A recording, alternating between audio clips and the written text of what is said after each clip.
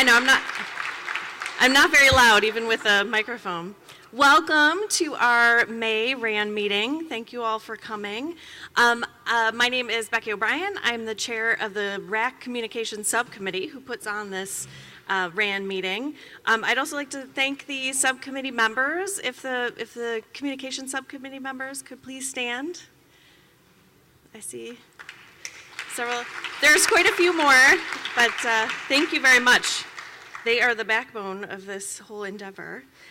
We'd like to recognize and welcome any new members. Are there any people out in the audience who this is your first RAN meeting? If you'd stand. Are we all? Oh, yay. Welcome. We saw you. Okay, great. And we also have remote attendees joining us. Hello, everyone in computer land. We just wanted to mention for anyone watching the live broadcast, if you have any issues with the feed, if you could email us at ran-plans@umich.edu, we can help try and troubleshoot during that. Hopefully we don't have any issues, though. That'd be great. A couple of reminders. We have name tags and sign-in sheets on the table. If you please, put your name tag on, sign in, let us know who's here. That's very helpful. We will, these presentations and the video will be on the ORSP website a little bit after this presentation today. And also there's information for upcoming meetings as well. We will be sending out a survey like we've been doing the last few meetings. So if you please, see that survey, give us your feedback. It really does help. We very much appreciate that. We had a couple of things we wanted to mention for this meeting. We have clickers on the table. There's just one clicker per table, and that'll come to play in Christy Beckin's presentation a little later in her presentation. We'll remind you, but you have to hit the power button on the top of them, and it'll turn on. You'll see a green light, so you'll be reminded to make sure to turn it on. And then this is also our first zero waste event here. So a zero waste event means we're trying to divert as much as possible away from the landfill.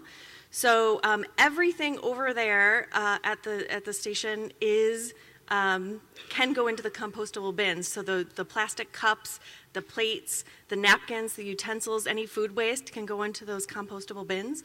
Anything you brought with you to the meeting, unless it specifically says compostable, you can put those in the landfill, the trash can over there.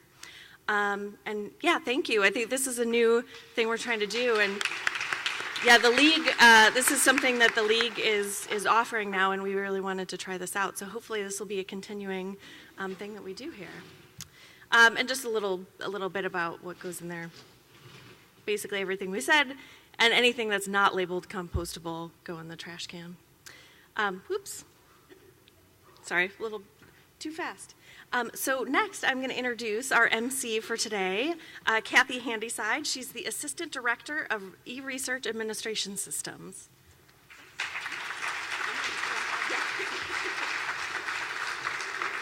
Thank you, Becky. Good afternoon, everyone. I am thrilled to join you today as your guest MC. We have a lot of excitement, and hello to those of you out in, as Becky called it, computer land. Well, thank you for joining us remotely today, but we have a lot of great people here today and some really awesome information to share with you. Today is a shorter RAN meeting. We'll run 90 minutes until 3:30, and we're hoping that all of you will join us today to help celebrate our colleagues who will be receiving the Research Administration Service and Technical Awards. So let's give them a round of applause.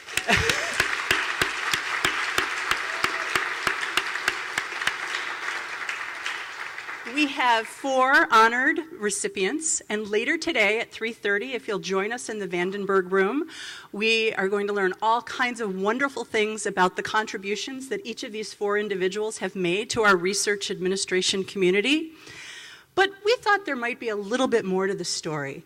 So we thought today it would be kind of fun to learn a little bit more about each of these 4, some of the things you won't hear at the 3:30 celebration. And Melissa's already looking at me like, uh-oh. So In between each of our various presentations for this afternoon, we're going to share a couple of fun facts about these 4 individuals. And we're going to start with a couple of fun facts about our friend, Melissa Karby. So what you may not know about Melissa and what you might not hear at 3:30 is that Melissa plays glockenspiel in a German Oompa band at German Park in Ann Arbor. So we all can go to the first picnic in Ann Arbor at the end of June. Her favorite band is Depeche Mode, and guess you just can't change your mind about that. Apparently you have some colleagues who agree with you. She was a competitive Irish dancer in a previous life. Good to know, and that skill might come in handy, still to this day. And she has become an avid backyard bird watcher. So we are looking forward to celebrating with Melissa later today, and we will also learn a little bit more about our other 3 recipients as we move forward today. But next up on our docket today, we are going to introduce our guest speaker, Ms. Christy Becken. She joins us from the Sponsored Programs Office, and she has been the financial senior manager. She is the financial senior manager. She's been with U of M for, I heard, almost 24 years. Wow, Christy, I didn't realize it had been that long.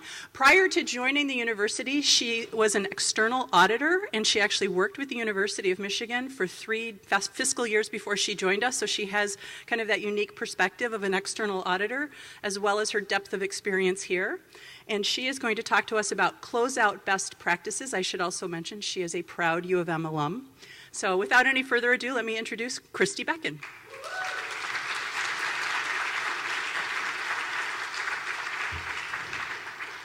Okay, can you all hear me? Is this too high, too low? Okay, good. All right, so good afternoon. As Kathy said, I'm Chris.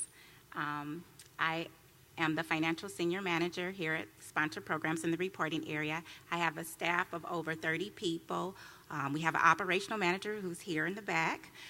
We have 5 accounting supervisors and staff of 26 people that consist of accountants and administrative assistants. As most of you all, you wear other hats. So do I. So I am a mother to my beautiful son here, Dominic. And Dominic does a lot of activities with basketball. He attends South Point Scholar. So I volunteer a lot with his school and with basketball. Mostly, I'm screaming on the sidelines. They're trying to get me to be quiet.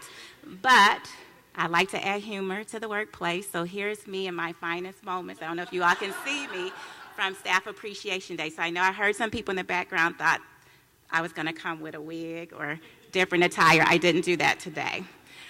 But anyway, let's move on. I only got like 15 minutes with you all. We're here to talk about project closeouts. So most of you all may think of project closeouts as progress reports, technical reports, property reports, but I'm here only to talk about the financial closeout. So what is a project financial closeout? Well, it's a financial snapshot of how funds are expended on a research project. We also take into consideration how much revenue is coming in, so we actually know how that compares to the expenditure. What we really sometimes want to do is make sure we are producing the required financial documents that the sponsor asked us to submit them. So that might mean for most of you all a 425. It could mean a final invoice. Again, we're just really trying to make sure we're delivering something to the sponsor. The ultimate goal here is to have this closeout process lead to a project in activation. And for those of you all who know me intimately, that makes me very happy. So just for clarification purposes, for a closeout to be, a project to be inactivated, it has to have the revenue and expenses agree, so an SOA balance of 0. So, as most of you all know, volume of research here has been increasing 4% each year, so we're almost at approximately $1.6 billion as of fiscal year 2018. You can see on the screen that being representative over a decade of our active parent projects of 8,000 projects, and with the parent and sub relationships, we're talking about over 14,000. Oh, that was really cool. Okay, and just to put it in further context, I did a deliverable snapshot from the time period of April 2018 to 2019. So during the life of a project, we have a lot of interim invoices that is generated by shared services, and we do letter of credit draws. So I just wanted to at least give you a snapshot on the first row of what that volume can look like. Our office, the reporting office of sponsored programs, we do the interim and financial reports and the closeout. So that's approximately 11,000, a little over 11,000 projects. Now, for those of you all who know me, as accountants, we like math, so I want to basically calculate that number out for you. So if you take that number divided by 12 months, now it's not evenly throughout the 12 months, but take it divided by 12 months, that's about 900-something reports that we're doing a month. I have 18 accountants, and so that means about 51 reports that we're doing a month. I don't want them to be too overwhelmed, so I only assign them 30 reports. So what does that mean? 21 reports per person don't get done? No, I'm just kidding. No, we actually hire interns, or we leverage technology to kind of get those reports done. So our goal here is to get at least 95% on time. So if you see the on-time percentage on your far right, we're close. We're not quite there yet. So what does that mean? I think somebody said it. You need my help? Sure, we do. We need your help. So I want to start by saying when our reports due. So I don't actually come up with these due dates. I know we have a system that talks about when the due dates are, but the sponsor actually stipulated in the agreement that you sign. So that's the date that we're targeting for. A lot of times when we send our reports out, people are like, we need more time. We're here to help you. A lot of times what we want you to do is probably work with your sponsor and see if you can get a reporting time extension. Not a no-cost time extension, a reporting time extension. They're definitely different. But again, we're here to help meet your needs. So if you think about when the reports are due, we have come up with an FSR timeline. So we did timelines from the shortest time period of 10 days to the longest time period of the 120 days. We definitely try to reach out to you at various times to make sure we're hitting the sponsor target, getting the report to them on time so that we don't actually jeopardize the prestige of the university. How do we notify you? Well, the first request we send to the single administrative contact, that research administrator. And I know some of you all don't really enjoy these notifications. They can seem not so enjoyable, but we actually do it just to make sure we're, again, hitting the sponsor deadline. So we give you 10 business days to actually return us a signed FSR saying you agree with the report so we can submit it to the department. If, for whatever reason, you're challenged with your workload, it becomes overwhelming, we do a second request. We send it to you again, as well as copying the PI. A lot of times we do it to the PI just so he can know it's really coming from us. You know, we're there to help support you. Then, if we don't hear from you within those 5 business days, we do our final request. And some of you all may think we copy everybody and their mother. That's not true. We actually only copy. We send it to you, we send it to the PI, we send it to the department manager and the dean's office. Again, it's just really to point out, hey, there's a financial report that needs to be submitted to the to the sponsor, and that there could be potential money that we really need to make sure we get. Now, if for whatever reason, with all our busy schedules, we're not able to get a hold of somebody, we do actually submit it on your behalf. Again, we want to make sure that financial report is there at the sponsor and it doesn't impact the university cash position in any negative way. Now, what is an FSR? The financial status report is really just an electronic tool that dumps information from our in-pathway system and capturing all the expenditures that you had on your research project. We use that tool as a way to collaborate with you all, just giving you, again, a snapshot so you can say, hey, it's missing this expenditure or that expenditure, so we can have an accurate and timely report. We do realize not submitting this report, or maybe you don't realize this, but not submitting this report can actually impact future funding, not just for your PI, but maybe another PI. So we're always trying to strive to make sure we're submitting reports on time.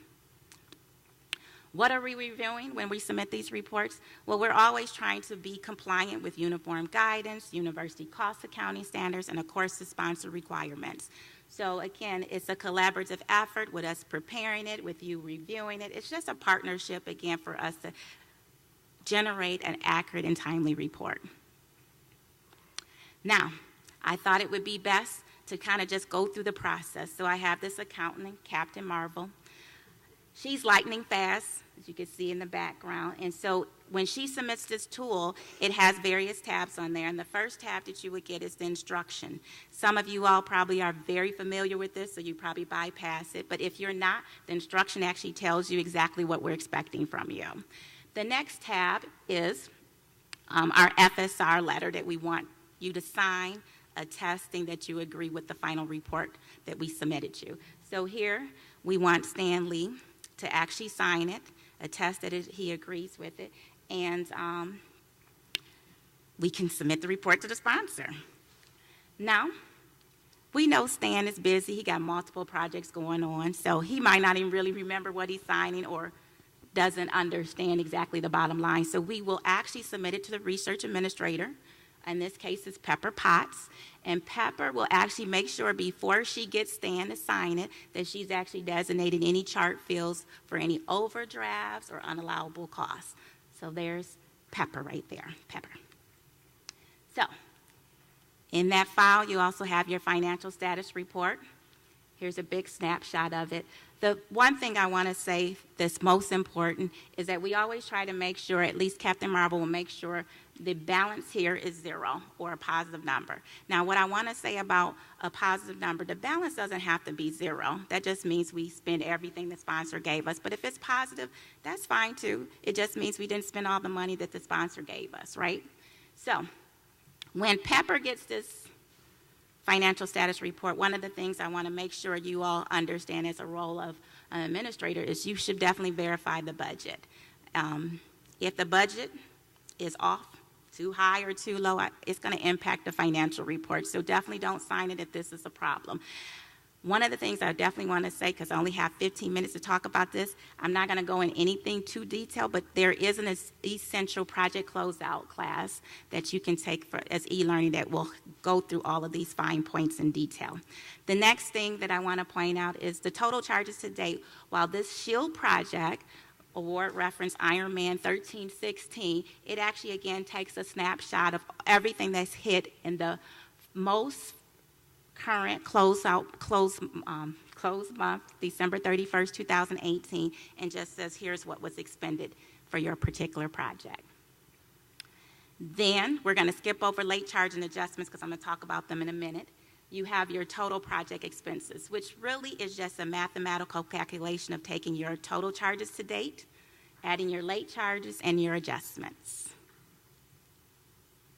So here's our late charges. So in our late charges, you might not be able to see it. I didn't actually do a blow-up or anything, but Captain Marvel, what her role is she's going to look at everything that hit the project after December 31st, 2018, anything that posted to the general ledger, and she's going to look at concur activity, vouchers, student financials, journals, payroll, all except timesheets, and she's going to be that custodian of the sponsor agency and reflect them in the allowable columns. Now here she's only looking at it from the time period of the time the project was started to the end date of December 31st to make that determination.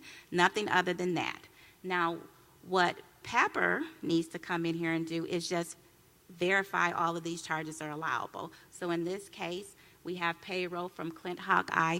Does this person actually, did they perform any aspect of the performance on the research project? So again, just going through it, making sure that they're verifying everything is allowable as in a direct benefit for the research project. Adjustments. Adjustments is something that is a lot of collaboration between the RA and sponsor programs. I like to highlight our role versus the RA's role. So in Captain Marvel's case, she'll always automatically put into any disallowed costs such as uniform guidance, disallowed costs based on the sponsor agreement, any direct cost overdraft, fixed price balance, or any cost shortage. On Pepper's side, she might need to look at the report and say, hey, when I looked at this report you gave me, tying it out to the M reports, I didn't see this invoice from one of my subcontracts. Maybe it didn't include vacation payout. Maybe it's some travel that's missing or service unit billing. So again, she's going to look at it from that perspective. One of the things that I do think sometimes get missed is sometimes charges are hitting our projects incorrectly, and we need to look at that. So maybe Pepper may want to say, hey, this Thor Otison person, did he really work on there? And give us some information to take charges off, okay? So, going through the day in the life of a reporting accountant, just like you all, I know you all have challenging and overwhelming workloads. I just wanted to put in perspective what our accountants deal with on a daily basis. So they, again, taking that 919 reports that they have a month, they have to prioritize them from the short turnaround times to the longest of 120 days. Then they actually have the closeouts that don't even have any financial report requirements, and then early closeouts. Now, I wanted to mention this because I know a lot of people submit early closeouts, and you probably feel like, oh, it's been a week, it's been a month, and I haven't seen anybody contact me. It's just that, again, keeping it into perspective, we have lots of demands as far as reports to get out in any given year. So it's not that we're ignoring you, we just really try to make sure we're prioritizing on a regular basis. So that being said, what is our desired state here? We just always want to put a balanced, accurate, and timely report out to the sponsor and inactivate the project within 270 days. That really makes me happy. If I'm happy, my son is happy because I don't have to come home. I don't have to work on stuff. You know, I'm able to enjoy spending time with him. But I think I heard somebody say, what can stop a project from being inactivated? Well, I'm glad you asked that. Revenue not posting, expenses and charges constantly hitting. Well, that makes me sad.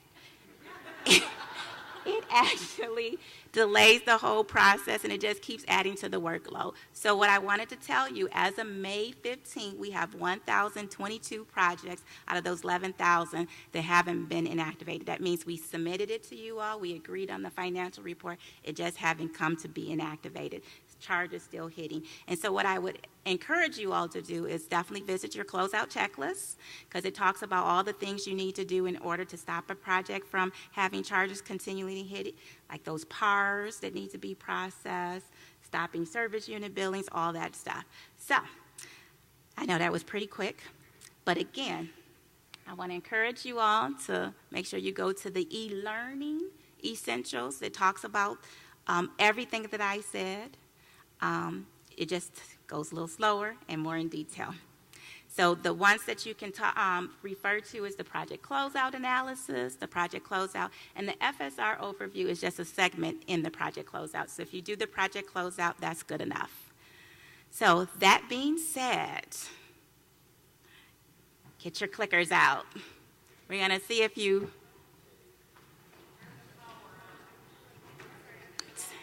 turn your power on. Get your clickers out. I only have 3 questions.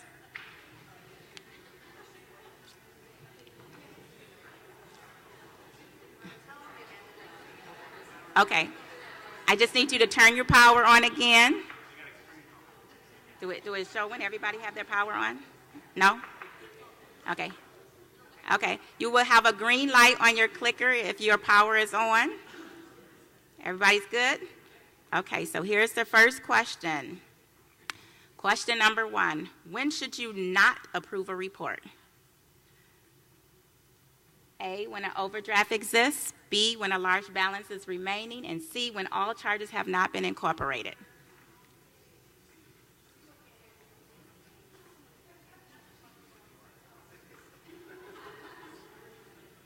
Are you expecting 130? Okay.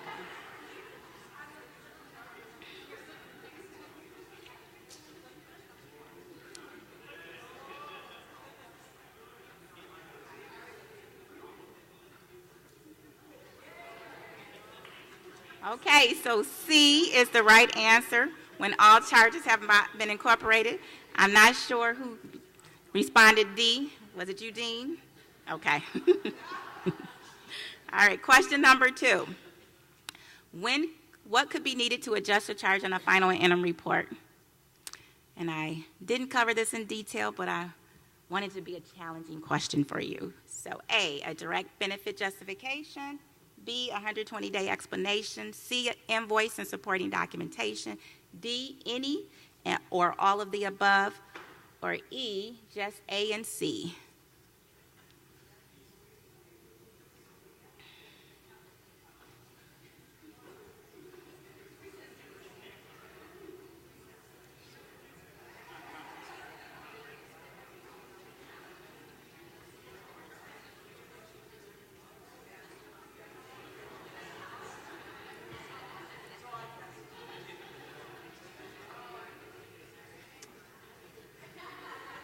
Okay, so the correct answer here is any and all of the above.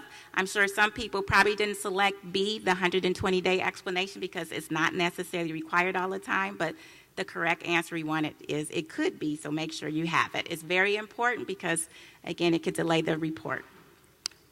Last question, what is the goal of the reporting accountant? So Captain Marble, what do you think her goal is?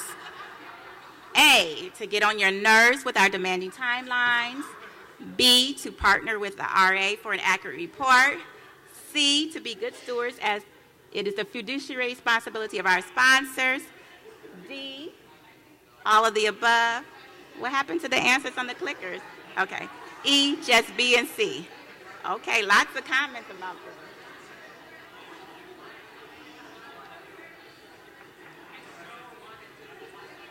Is that the result up there? Oh my goodness.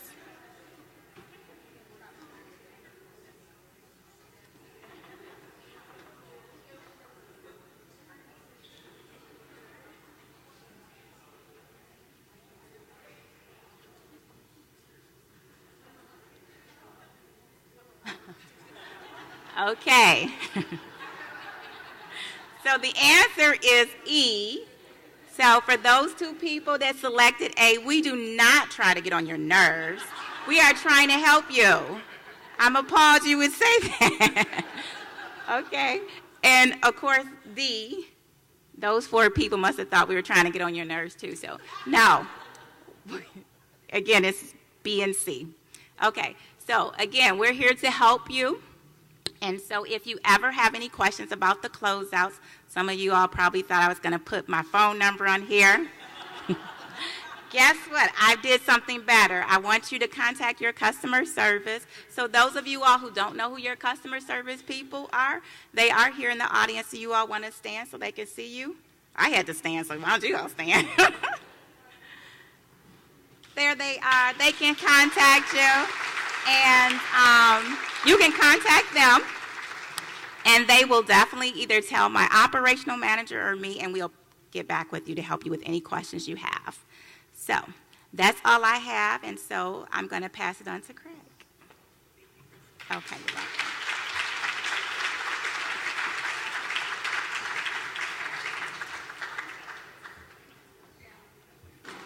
Now that's a hard act to follow. I can't recall the last time this room has been so filled with people. I can just feel the energy. This is great. So I learn something every day, and today I learned that the PBR report does not have anything to do with cheap beer. I was so envious of the people upstairs in sponsored programs talking about their PBR reports. And in any event, I'm going to talk about the deadline policy, which is not nearly as fun as finance on closeouts, but have you been reading your email today? So if you have, you may have seen an email that came out this morning from the provost and the vice president for research announcing the deadline policy, and here it is. It's been at least 3 years in the making, if not more, and we are looking ahead confidently into the future with a new policy in place. And so I'm going to share a little bit more about it, not a whole lot. This is not training, but this is just an opportunity to build awareness. So the service standards of the deadline policy really haven't changed since the last time that we talked and I shared anything about the policy, but there are a few tweaks. So essentially, the deadline policy requires a finalized PAF, proposal approval form, and a final proposal in order for it to progress into ORSP's work queue for review and submission. Whenever you enter a submission deadline on the PAF. If there's no deadline, the policy doesn't apply. So if you have a deadline on your PAF and you have met those two conditions, finalized PAF, meaning it's all been approved, and a final proposal, you'll get one of two levels of service in ORSP. If the proposal, if you meet both of those conditions, and that happens at least 32 business hours, read that 4 business days, before the submission deadline, you'll get this menu of services from ORSP. We call that a full review. We will check the proposal for compliance with our university requirements. The proposal will be submitted by the submission deadline that you enter on the PAF. The proposal will be checked for compliance with the sponsor's guidelines. That's one of the big value adds of getting it there soon, or within the 32 business hours. We will also review the proposal and the sponsor solicitation to make sure that any terms and conditions that might be binding upon award, if we were to receive one, are acceptable. So we'll be scanning that document to make sure, let's say the sponsor says, if you get an award under this program, you must adhere to this intellectual property policy. We'll call that out to make sure that it's something that we can accept, and if not, we'll let everyone know, hey, this is going to be problematic. And in some cases, in the federal government, with a contract, for example, we may actually append an exception letter saying we reserve the right to negotiate these clauses. And the last benefit of this full review is that the proposal will be successfully received by the sponsor. And we say that because we're checking the proposal against the sponsor's guidelines. Now, we also recognize that not everyone wants that level of service. Some feel like that level of service is provided perfectly well at the departmental or school and college level. And so there's another option, which is the less than 32 business hours, but more than 15 business hours. And I'll mention what do we mean by 15 business hours in a moment. But in that instance, you get a limited review, which is essentially the proposal is checked for our institutional requirements, and the proposal will be submitted by the submission deadline that's entered on the PAF. The rest, though, because we only have 15 business hours, is not going to be part of the service level. So not checking against the sponsor's guidelines, and as a result, we can't guarantee that the proposal will be successfully received because we're not doing that check to make sure that it meets all of, say, the electronic submission requirements. And then we have this last category, which isn't really a service level, but a recognition that if you get it to us with less than 15 business hours, everything is at risk. We're going to try to submit, but we can't guarantee it by any means, and we're only going to submit if we have an opportunity to do the limited institutional review to make sure that it's compliant with the U of M requirements. And another important caveat here is that we're not going to submit this proposal if it's at risk over a proposal that was timely. So we're going to be fair to all of the faculty and research administrators who were able to get their proposals in by at least the 15 business hours. So why 15 business hours? Well, that was in response to feedback we heard from the research administration community that when we were making that distinction between limited review and at risk, there's a desire to have a little bit extra time, and the feedback was, well, what are you going to do at 5 p.m. on the second day? Give us at least 1 hour the following day, and so that was something that we agreed to do to eke out a little more time, and that was a request from the research administration community that we agreed to. So 9 a.m. is how you should read that. For most electronic submissions, it would be 9 a.m. the first business day prior to the submission deadline. So the takeaway for today when it comes to the deadline policy is we announced it today. That's a red letter day. January 6th of 2020 is when the policy itself will be enforced. And then July 1st of next year is is the earliest time by which we can start collecting and analyzing data to see the impact of the policy and making appropriate tweaks. So that's what you have to look forward to. So I'll say that we're going to do this in 3 phases roughly, or The first of which is starting today through January 5th, the day before the policy goes live. And this event is the first of many awareness building activities that will be happening across campus. Importantly, there are going to be some changes to the proposal approval form, the PAF, that will be introduced, we hope, on July 22nd of this year. This is not about enforcing the policy, but there are changes that are necessary as a prerequisite to actually implementing the workflow that will surround the policy implementation in January. We will do not me, Kathy's team will be doing the ERPM programming and testing, and we'll also have an opportunity to do some user acceptance testing, as well as, we hope, have some time in the sandbox for everyone to kick the tires, make sure that it's working the way we hope. And of course, there will be a significant amount of communication and training as details emerge, and a lot of those details are actually in flux, and so that's not what I'm here to talk about. There will be more communications coming out. But if you saw in the email that came out at 10 o'clock this morning, there was a link to a website where we have the deadline policy and a draft of the full version of the policy with some of the caveats and important details that you need to know as well is on that web page. And there's also a link on that form to a Google form for submitting questions you might have about implementation of the policy. But that will serve as the basis of an FAQ. But what I also want to encourage you to do is that this policy is not just about U of M or ORSP.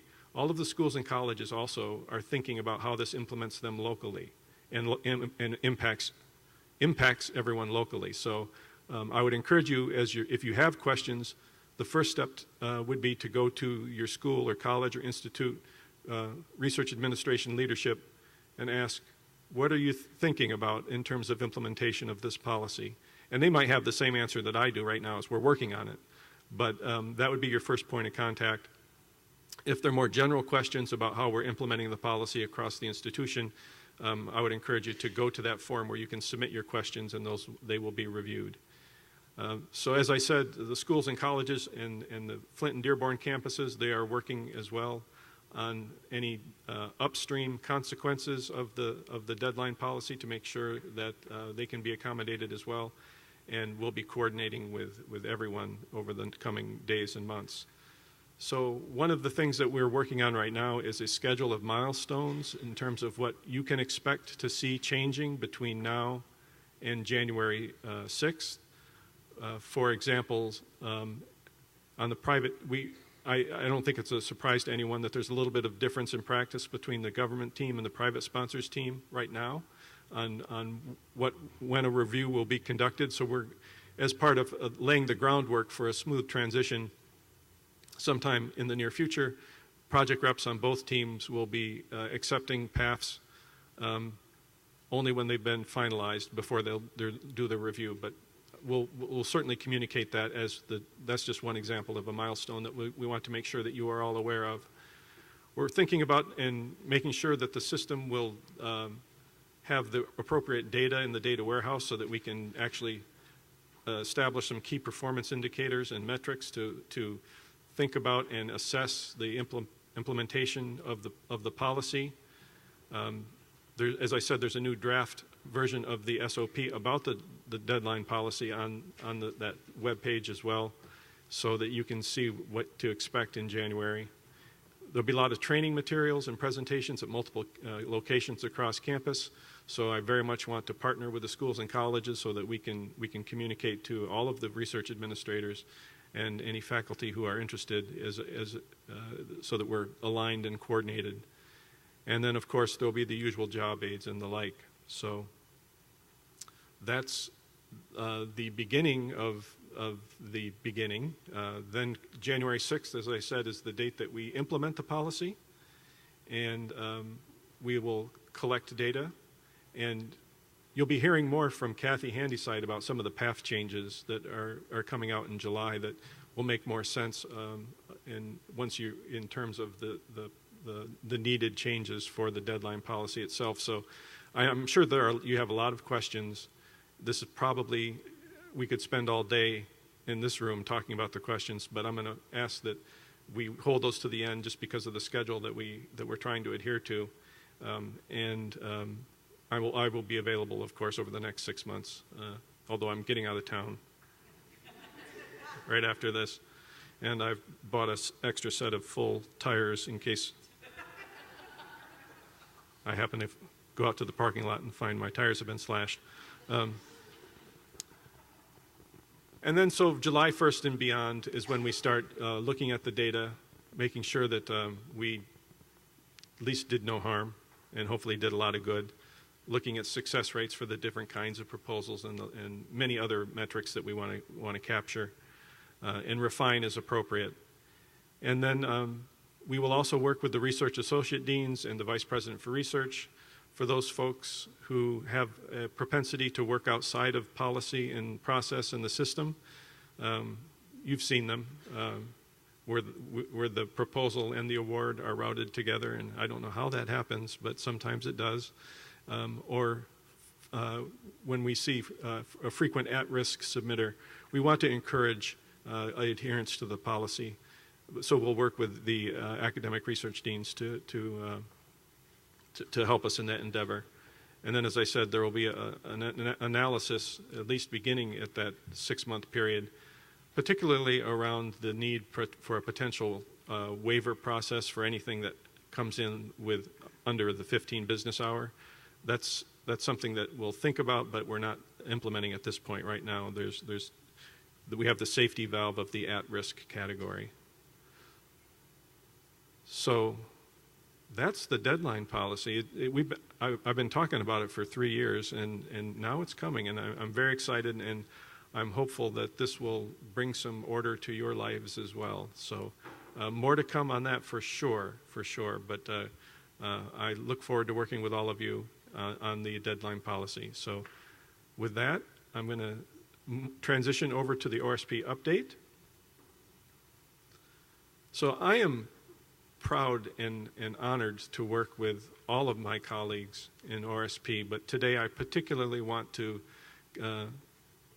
recognize Terri Maxwell. Where are you, Terri? Terri's sitting way in the back.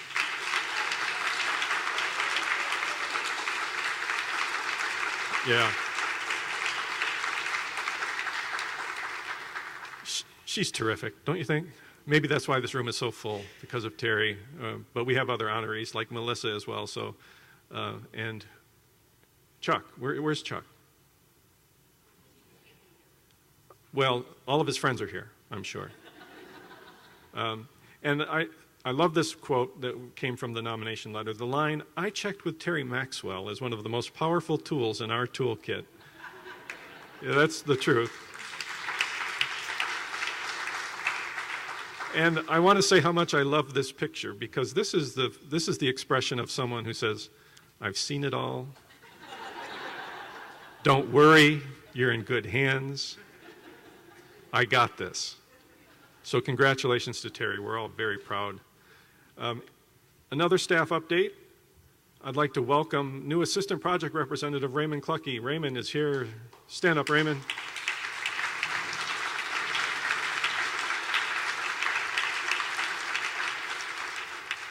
You can tell he's new because the smile on his face compared to Terri's face. It's like, sorry, Raymond, you don't know what you got coming. I actually had to cut and paste this from some law school publication.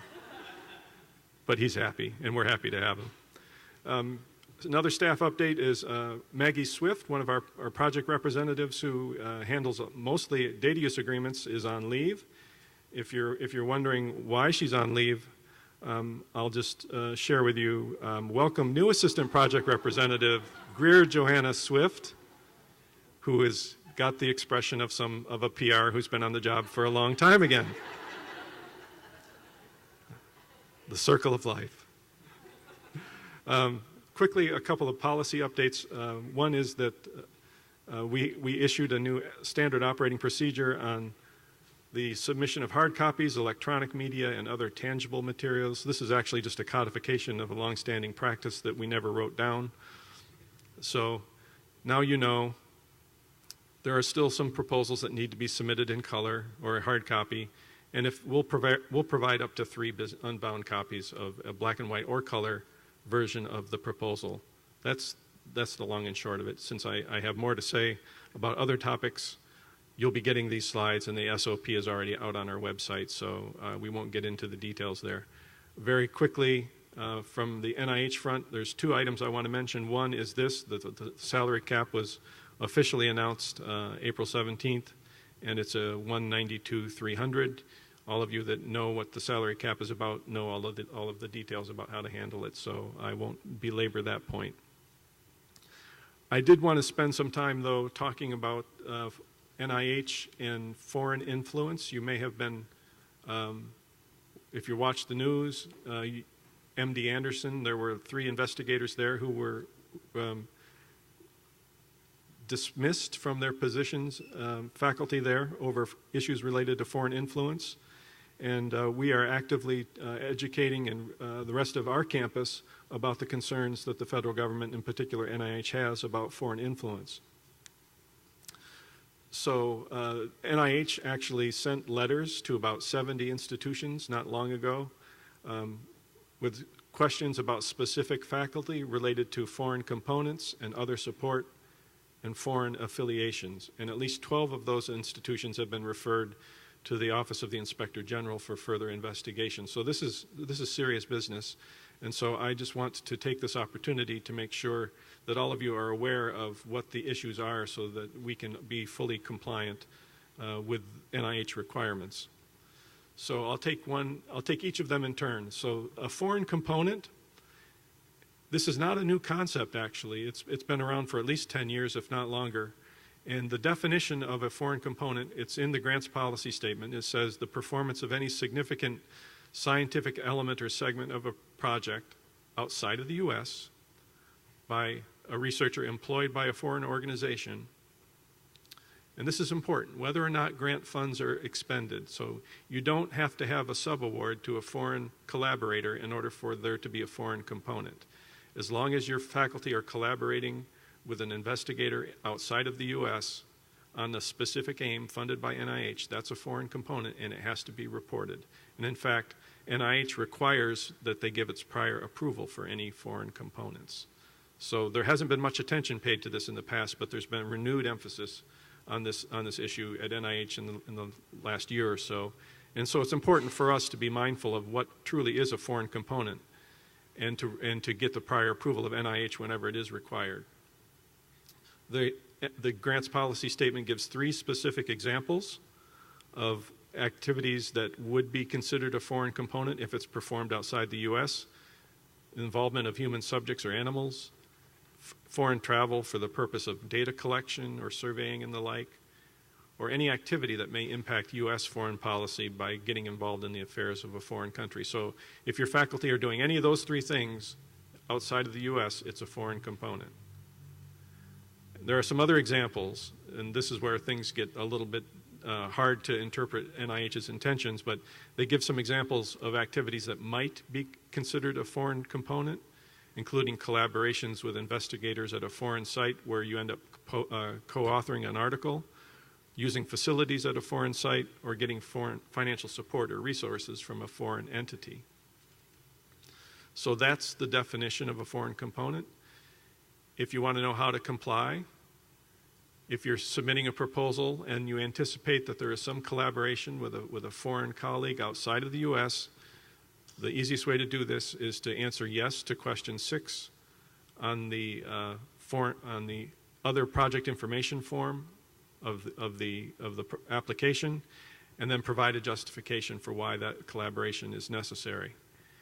On the post-award side, if you're familiar with how you request ORSP action on an award, just use that process to let us know that you would like to get prior approval for a foreign component, and we will work with you to submit the appropriate materials to NIH to seek their approval.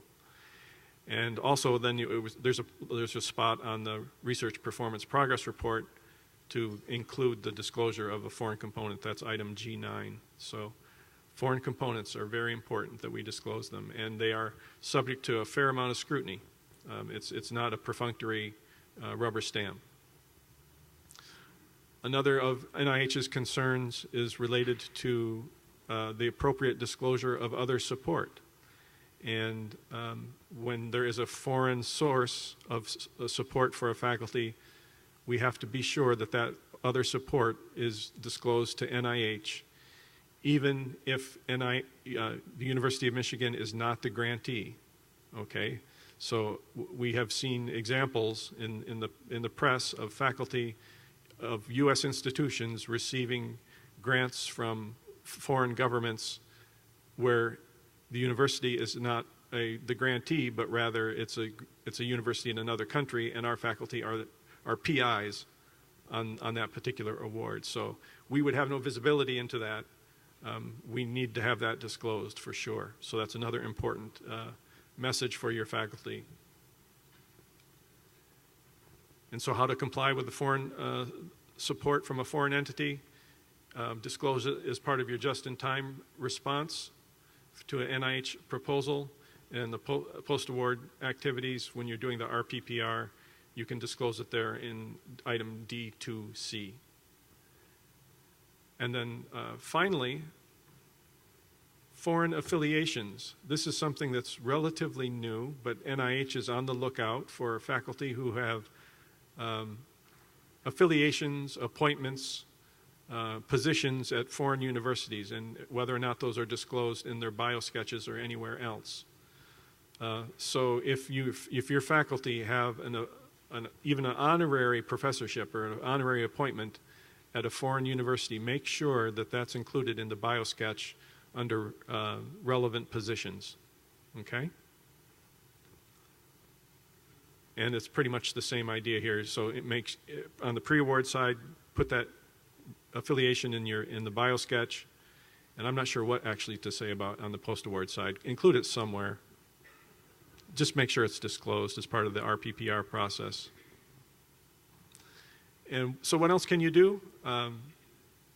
Help us educate and raise awareness with the faculty about these not really new definitions, but new increasing importance of these concepts to NIH, and make sure they are aware of any of the prior approval requirements. So you can see on the table here, if you have a foreign component, yes, you must disclose it in your proposal. You need prior approval, and you need to disclose a new foreign component or an existing foreign component in the RPPR. And similarly, for other support, it must be disclosed in the proposal. You don't need prior approval, but you also have to disclose it in the annual progress report. And the same is true for affiliations. Now, having said all that, we expect NIH to be issuing some new guidance soon. And when I say soon, I mean governmentally soon, meaning I don't really know when. But we anticipate, we know that NIH is going to be releasing some guidance. We just can't exactly say whether it's going to be a month or 2 months or 6 months. But we're certain that there will be new guidance. And so everything that I just told you will change. So keep your antenna up for new guidance from NIH and new guidance from the university as well. I'll just close with a note that we have something called the International Research Security Working Group. Just rolls off the tongue. But that group is looking at all of these issues as well as others around international research and identifying ways that we can help faculty and shore up any compliance gaps that we may have. So if you're concerned, or if you're not concerned because you're thinking, well, my department doesn't get NIH money, I get NSF money. NSF is going to be under the same pressure that NIH already is to be responsive to Congress about demonstrating the due diligence around foreign influence. And so I expect different but similar type of guidance coming from NIH soon, but I don't know when. So this is important for the entire institution. So please be careful and help us, and we'll try and help you as best we can. I ended right on time, so back to Kathy Handyside. Thank you.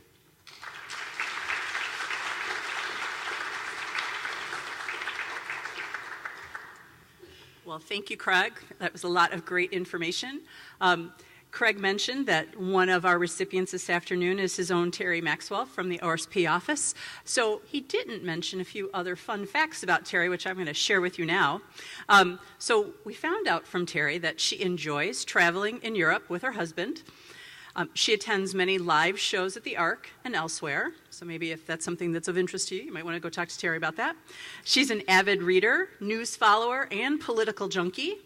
And she is also a cat person, although she only has 2. So I don't know if that really qualifies as a cat person. But, so our congratulations to Terri, and we'll look forward to celebrating with her later this afternoon.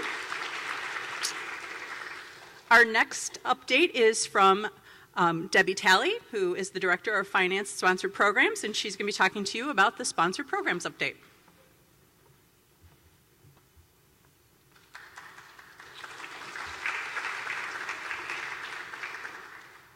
I don't know that I have much to say after Chris's show a little earlier, but a few things.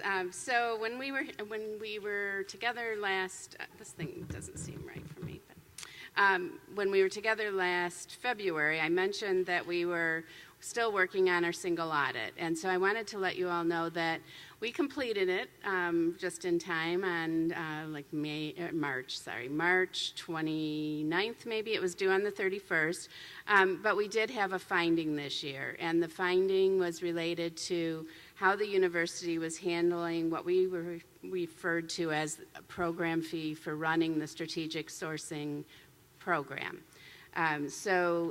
With that program, we were keeping that discount centrally to run the program, and the federal government said, no, that should really decrease the cost of whatever it was that you were purchasing, and therefore we had to change our process. So we had a finding. We're in the process of settling that with the federal government. But we also incorporated a new process for journal entries. So hopefully those of you who prepare journal entries are familiar with the FAQs that we have out there. They're on the procurement website. They were also in Rapid with information, but this is the link to it, and I know that we've had journals sent in to sponsored programs. Hopefully people understand how to go about preparing those journals to make sure that they're correct. But if not, if you have questions, please talk to your sponsored programs accountant, and they will help you with that. The other thing that I wanted to talk about was that right on the tail of getting the FY18 single audit done, we are gearing up to do the new single audit for this year. So when I put together these slides, I said we were going to work on, testing was going to start soon.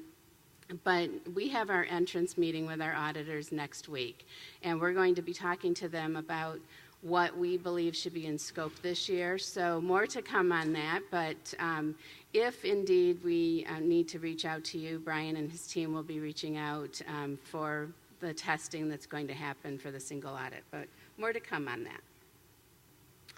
And then next up, I wanted to share some exciting news. Dennis Posiewak and his team have historically reported to procurement, but they've been sitting in sponsored programs. And effective, I think it was the beginning of May, I'm losing track of time, but Dennis and his team now report to Pete in contract administration. And the reason that we moved or had that staff move really with that reporting structure is because the work really more aligns with contracting, with what Pete and his team do for subcontracts than it does really with procurement transactions. So when you think about procurement, it's usually buying items right off the shelf versus when you're working on a hybrid, you're really negotiating with another entity. So that is effective, and so Dennis and his team are now part of sponsored programs, and we're in the process of filling a position in that area, another contract admin lead. And then the other thing I wanted to share, and I realized that I didn't include all of the updates for personnel, but we hired 5 new accountants and 3 interns. They all started May 13th, and Unfortunately, they couldn't be here today because Chris has them in training. So none of them are here, but hopefully they'll be here in the fall. Just not Captain Marvel, apparently, but I'm not sure who that is because I did meet them all. But we do also have a new supervisor, Kimdra Payton. Right. I'm like, wait, that's not her name, but it is. We promoted Kimdra effective May 20th. So is Kimdra here? She's not here either because she's in training. So next time she'll be here. But Kimdra was in customer service. She actually came back from Flint earlier, well, actually the last part of last year. And she has many years of experience in sponsored programs and research administration. So we're excited to have her as a supervisor in the reporting area. And I think that's all of my updates. So I'm going to hand it back to Kathy.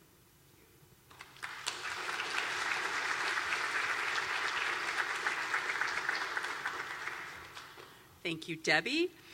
So next, our third recipient today, I'm not sure if many of you know Chuck, but now you're going to know a lot more about Chuck. So when you meet him later at 3:30, you'll be able to ask him a few things about these fun facts. Chuck has worked for the Center of Ergonomics at the University of Michigan for 38 years. Unfortunately, fortunate for him, he's looking forward to retiring soon. He is well-traveled. He's been to Kenya, Liberia, Haiti, Costa Rica, all doing volunteer work for his church. He likes to read nonfiction and mysteries, and he also enjoys gardening and landscaping, as well as railroad history and model railroading. So a few fun facts you can share with him when you meet him later today, and he'll be like, how do you know that about me? So we congratulate Chuck, and we'll look forward to seeing him later today. Next up, we were supposed to have David Mulder, but I saw him leave the room. So I know he lost a crown right before, on his way to the meeting today. And so our colleague, Chris DeVries, has agreed to step in on David's behalf and present the Navigate update for us today. So I'm going to introduce Chris.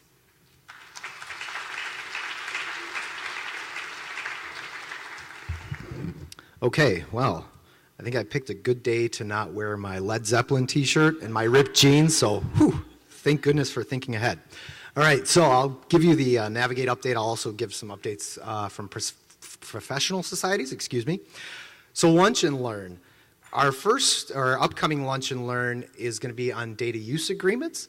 That will be on June 18th. I haven't confirmed all of the details with David on this as I'm reading the slides, though. It sounds like there was an overwhelming demand for this course, so the in-person session is already full, and there is already a wait list for that. There's also simulcast attendance that still is available. What I do know is, in response to feedback that we've received from the research administration community, we will have some sponsor-specific lunch and learns. Those are going to be upcoming in the fall. We'll have one for NIH and one for NSF.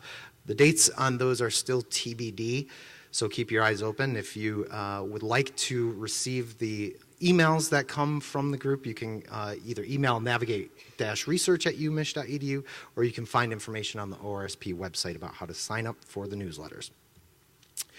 We have some exciting courses that we're working on developing. The first is what we've been loosely terming large and complex projects. As this working group has been doing its work, we've determined that really a lot of the content areas, the topics for that specific course don't really necessarily pertain only to large and complex projects. For instance, you could have a standard NIH R01 that has 5 or 6 subcontracts. To me, that's a pretty complex project, but maybe not that large. So this group is we're first working on rebranding, but what I can say is that we've done a lot of work in terms of gathering the content for this course and determining the best way to deliver all of that content. I can say that there's a lot of content. So more to come on that. We've also, in response to the overwhelming demand that we had for, I believe now, 2 lunch and learn sessions around business objects reports, which, as I like to say, were sort of like a U2 concert, where if you weren't the third person in line at that very second, you're out of luck. So we've actually decided to move this more into a full course as opposed to a lunch and learn. We're still working on the details of that, but more to come as well. Another thing that I'm really happy about is, because I've had some interaction with this, is that we have a new portal coming for the Navigate courses. This will replace the website that's currently there. I personally feel it makes it more of a concise and easy to navigate endeavor, as opposed to having sort of a long list of all of those Navigate courses. And our website vendor has really helped us sort of get this in the same vein as a lot of the UMOR websites that are out there, specifically the Research Resources website on UMOR's page. So look for this. We will be launching that soon. Again, for more information, you can always email navigate-research@umich.edu or go to the ORSP website as well. So that's all I have for Navigate updates. I wanted to give a few updates for professional societies. So NCURA, the National Council of University Research Administrators, their annual meeting will be in August of 2019. So that is coming up soon. Those meetings are in Washington, D.C., and the registration deadline is July 26th. I should also note that if you navigate to this website, you'll find that there are a lot of pre- and post-conference workshops that are also available. There are also 3 sort of mini workshops, traveling workshops for financial research administration, and also the 2 levels for sponsored project administration.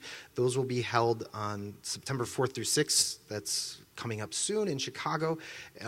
Coming up soon. It's not coming up that soon. But it will feel like it, especially as you work through deadline policy. I can tell you it'll be here sooner than you know it. And the registration deadline for that is August 30. For SRAI, the Society of Research Administrators International, their annual meeting, we did announce this last time, but now that we are getting closer, and I have to say that our next RAND meeting will be October 15th, so sort of jot this in your head if it's something that you're interested in attending, in San Francisco, and that will be October 19 through 23. Our Michigan chapter of SRA has been doing a lot of work planning. I have overheard a lot of David's conversations because I know he's part of the group that's actually planning this, so I'm a little remiss that he's not here to sort of convey his excitement, but that meeting will be June 10th and 11th up on Mackinac Island at the Grand Hotel, which if you've never been, it might be worth the trip just to see the Grand Hotel.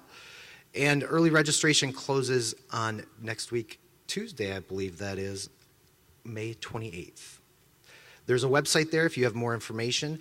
As we note here, the full program is already up on the website, so take a look, and especially if there are the concurrent sessions or any of the other sessions that interest you, I would certainly encourage you to attend. We also have a roster here of the University of Michigan folks who are affiliated with Michigan SRA. So I would encourage you to reach out to them and pose any questions that you might have. I'm sure they will be able to help you. And also they do have a group email if you'd prefer to send sort of more of a general question to that group.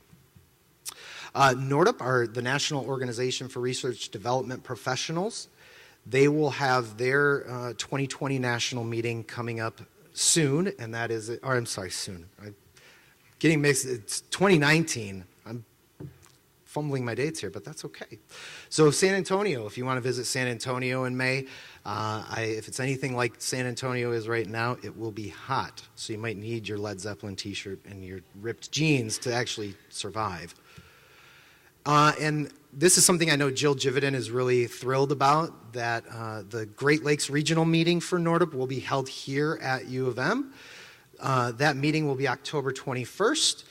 There is a nominal $60 registration fee, and you don't need to be a NORDP member to attend. Registration will open in July of 2019. Jill didn't have a specific date, but I would say keep your eyes open for that. But the request for proposals, the RFP is open right now, and those proposals are due on June 17th. There is a website. I did navigate to it. It's very slick. I was pretty impressed in terms of how conference websites go. So there's a lot more information at the website that's listed here. Or you can contact the email address that we have there. So that's all I have for the professional societies and Navigate updates. So back to Kathy.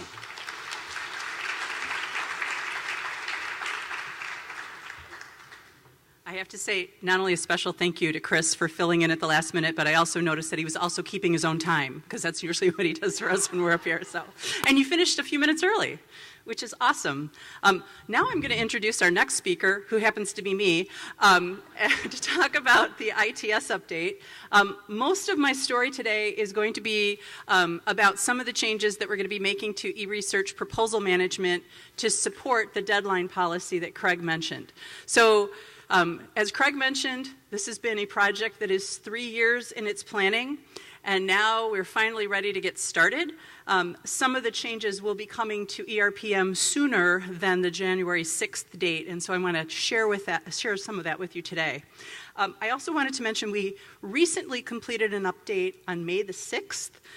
That introduced a few quick wins for the award enhancements, and also several changes to the compliance section. For those of you who, I know not everybody here is pre-award, and I know not everyone here fills out a path, but I know a lot of you do. So, and many of the rest of us have to read those and process them and work with them. So I wanted to share a few items that we are planning for our next release on July 22nd, but also recognize that we did make a pretty big change to compliance recently, and I hope that everybody's managing through that as well as can be expected. So coming July 22nd, we have 3 pretty big items. First of all, we're going to be introducing a new unfunded agreement type for system security plans. So this would be if you're using controlled unclassified information, if you have FISMA requirements, if you have enhanced IT security, those types of things. We have a security officer who works in the Ethics and Compliance Office in the University Office of Research, Steve Dawson. He is the person that we interface with, and he is the one who will be creating these system security plans, but now we'll have a place in the system to store them. In addition to that, we have a few additions to make to award enhancements. I'll share those with you in just a second. And then, of course, some changes that we're going to be putting into the proposal approval form to support the new deadline policy. So let me just talk about the award enhancements very quickly. For those of you who have been kind of pulling your hair out since last August when we introduced the new award management, it's very difficult sometimes to understand that there's now an award and that the proposal is historical. It is no longer the instrument that we use to communicate with one another. It is no longer the instrument that we keep updated with who are the persons working on this project. All of that activity has moved to the award, and we're still having some confusion with that. So one of the things that we're planning to do for July is to make changes to the paths that are awarded to make it much more clear that this is a historical record and that there's now an award and you should really be doing most of your actions over there. So we have a new workspace message that will go on those awarded paths. That's here on the slide. We're planning to move the award information higher on the workspace so we'll be able to see it clearly. We're also right now in discussions about removing the post-a-comment activity on the awarded path. It'll still be there whenever the path is being routed, et cetera. But once that path is awarded, we don't keep the personnel up to date. So say, for example, if the PR has changed and there's another PR now working on the award, we don't want you to post a comment to the PR who was on that record historically, because they're not going to be able to help you. So those are some of the changes that we're looking to make. And also, we're looking to give access to that historical path to any of people who are added to the award once it's created.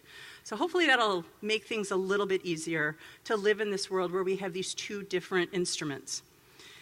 Then the other thing that we've already actually programmed and we've been testing is adding on the post-a-comment activity that's on the award. There's been many requests to add all the department contacts. You can just check boxes and indicate which department folks you want to communicate with. That has been added to the post-a-comment activity on the award and on the award modifications. So hopefully those items will help. The biggest changes that we'll be making, though, are changes to support the road to the deadline policy.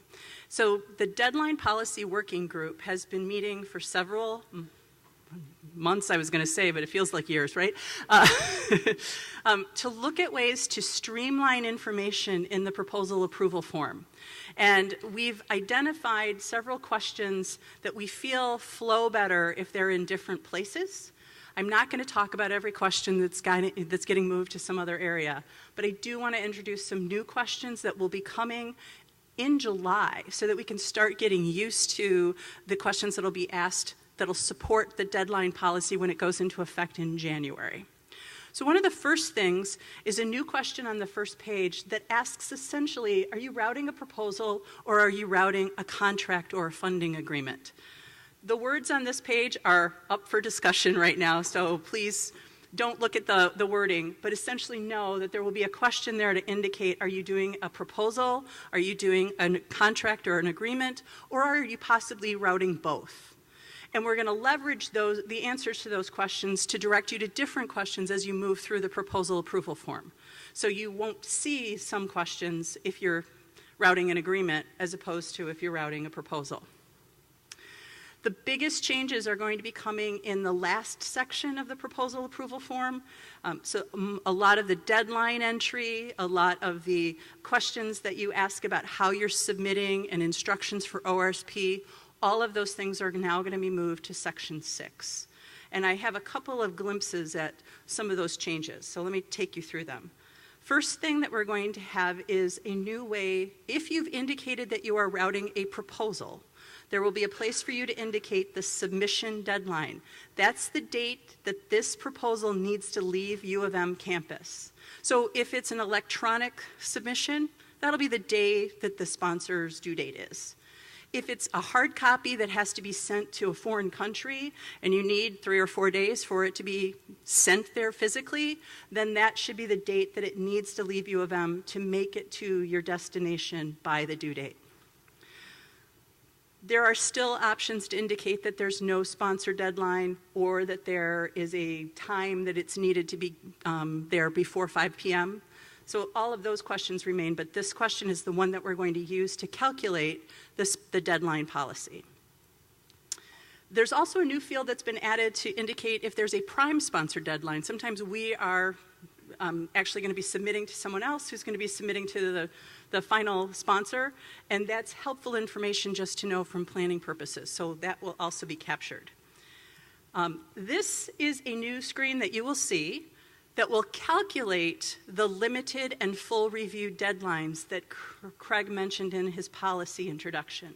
So he mentioned the greater than 32 hours and the greater or less than 15 hours. Just so that you know, once you put in that submission deadline, the PAF will have a page that will very clearly say to you, if you said the submission deadline was May 24th, the system will calculate using business days, et cetera, that to get full review for ORSP, your proposal must be received by ORSP by before 5 p.m. on May the 20th. If for limited review, it has to be there by 9 a.m. on May 23rd. And to get to ORSP in January, you will have to have both a finalized proposal that's unit reviewed, but for July, this is just going to kind of be helpful information for you to kind of plan, see how well you would be doing against those deadlines that are going to be coming. We also will have an option for you to indicate a preferred target date, and this will apply whether you're submitting a proposal or a contract funding agreement.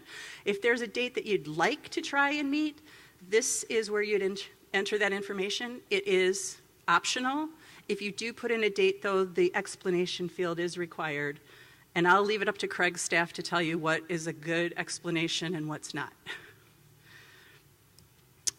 The last item is that we are going to be giving you enhanced help to help with the instructions for ORSP, and there will be a separate box of instructions for you to enter if you're routing a proposal, and you'll see that the help has context if you're routing a proposal, and then the similar box if you're routing a funding agreement. If you're routing both, you'll see both of these boxes. And literally just this week, we got a tip to number the help so that you don't have to type the questions back in the text box. Thank you, Debbie. But that you can answer the questions in the text box. So these changes are all planned for July 22nd, right after the June-July NIH deadlines. So hopefully this will be something that you'll have a chance to start working with and getting used to. We've also gotten some great feedback from the RAC community at large on how to help you have materials to get your folks up and prepared for these changes. So those items and more are coming July 22nd. So, thank you. So last but not least, we do have a fourth recipient today. This is Jessica Solier. And Jessica is going to be receiving this award posthumously. Her husband and son will be here to receive this award on her behalf today. I did not have the opportunity to meet Jessica, and I am, after learning more about her from her colleagues, I'm really sad that I didn't, because it sounds like from everybody that we've spoken with, multiple examples of just what a font of positivity she was. So we heard from her colleagues in the Office of Tech Transfer that she just had a way of bringing positivity to every day. That would be people who passed her cube, where she would always shout out something like Happy Monday or Happy Thursday as it is today. She could keep her positive attitude and her cool in all kinds of different situations, and they shared with us a story of a particularly difficult negotiation she was dealing with a very difficult phone connection, and somehow managed to keep her cool and her positive attitude through that. Her positivity made such an impact on everyone and on the office that we're actually going to be seeing an award named in her honor for people who bring a positive attitude to the workplace. And I don't know about you guys, but I think that's pretty awesome to celebrate. So we will get a chance to meet her husband and her son later today at this ceremony. So hopefully you'll join me in congratulating them on her behalf.